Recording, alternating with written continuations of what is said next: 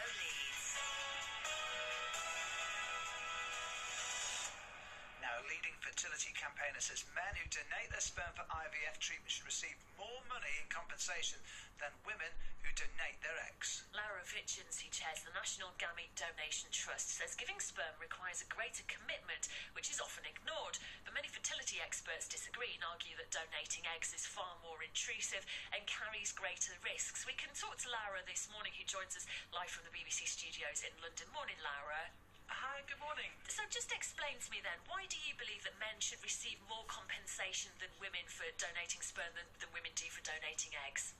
Well, what has always happened was looking at the medical risks involved, but there's more to that.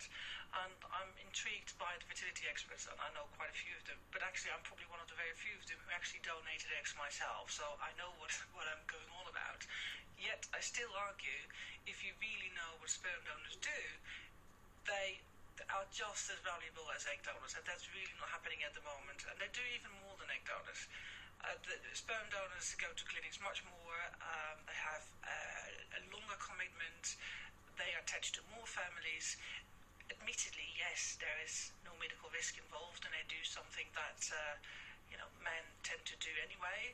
But still, doesn't take away the fact that what they're doing is extremely important. It is important, and you talk about it's a longer-term thing. Just explain to us what you mean by that.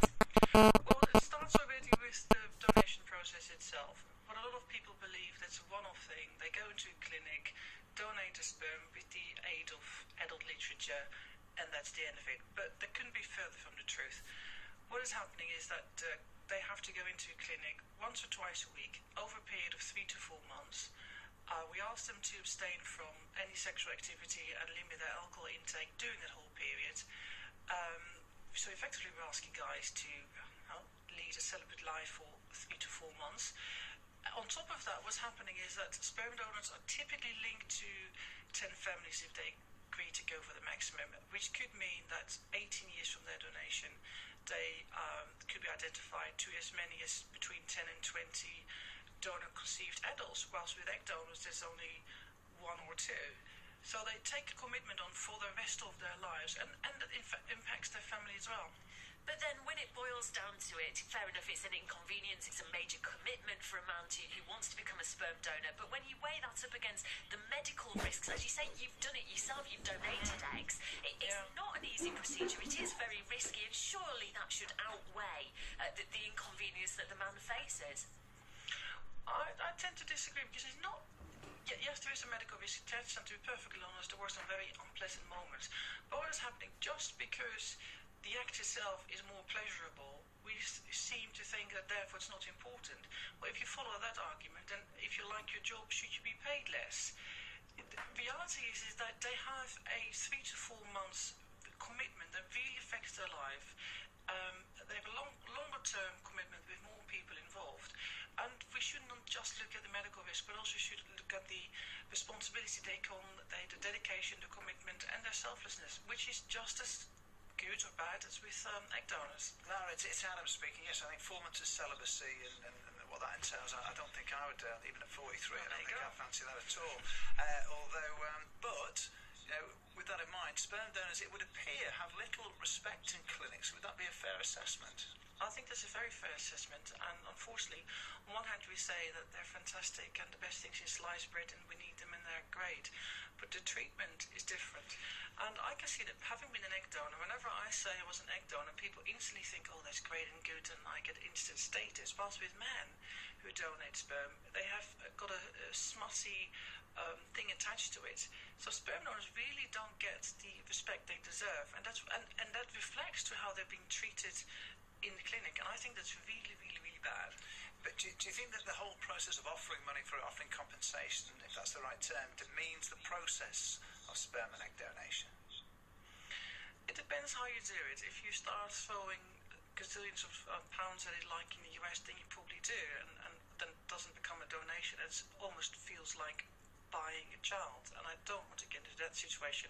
However, whether we like it or not, and whether we accept it or not, we do live in a commercial society, so maybe we do attach a monetary value.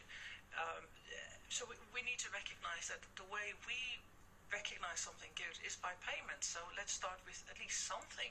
Because what's happening now is that donors lose out. They only get paid compensation for loss of earnings. So technically, if you take a holiday or if you're unemployed, if you're a student, you don't get anything other than expenses, despite the fact that you've gone to a clinic about 30 times over a period of 3 to 4 months. And surely that can't be right. I don't know whether, Larry, you're able to give us any rough guidance as to how much people get paid for donating sperm and eggs, and if anything, should it be the same amount for both men and women? At the moment, they get paid the same, which means receipted expenses, reasonable expenses, and £250 up to a maximum of £250 compensation loss of earnings. But for a woman, that means 5 or 6 visits. For a man, that means about 30 visits for the same £250. So in actual fact, sperm donors lose more money than egg donors. Now, I think it's reasonable that we do pay some money to reflect what they have been doing. Anything between, for me, £500 to £1,000, because that's enough to recognise what they were doing without actually being an amount that makes them take risks with their life. And that applies more to egg donors than to sperm donors, admittedly. But we shouldn't get to a situation that we pay so much money that young men and women take on unnecessary risk or use that to pay off the credit card debt without thinking that 18 years from now, in the end of it, there is a